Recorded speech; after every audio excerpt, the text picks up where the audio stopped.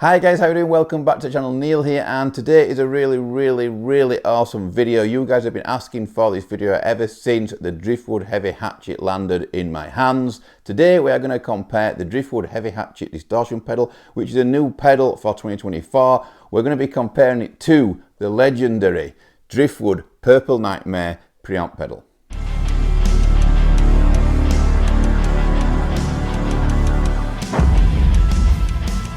Okay guys, so first of all, I just want to talk briefly and quickly before we get on with the playing about these two pedals. This here is a new pedal for 2024. It's a killer pedal. It really is one of, if not the best distortion pedals I've ever touched in my entire life. This is the Heavy Hatchet Distortion by Driftwood Amplification.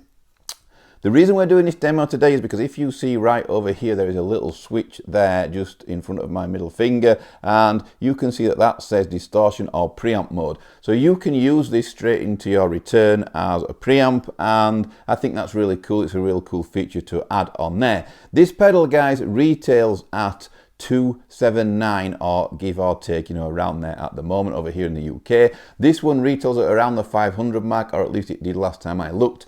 This pedal here, the Driftwood Purple Nightmare tube preamp pedal, has two preamp tubes in it, and it replicates, or should I say it mirrors, the preamp section of a Purple Nightmare amp. So if you want to turn any of your amps into a Purple Nightmare by Driftwood Amplification, go get yourself one of these, plug this straight into the return, and Bob's your uncle, as they say over here in the UK. You guys are probably wondering what the differences are between these two pedals other than two preamp tubes. Well, there is quite a lot of difference. This pedal here actually powers a cab. It has a 2-watt power output. So if you want to use this pedal live, you can also plug it straight into a cab and power a cab at home at bedroom volume, which is what I usually use it for when I want that Driftwood flavour in my life. And I really love it. I really love the way it does that. Powering a cab is pretty cool from this little box here. It means you don't have to rig up your heads all of the time. Another feature that the Purple Nightmare preamp pedal has that the Heavy Hatchet doesn't is a sizzle switch. So the sizzle here,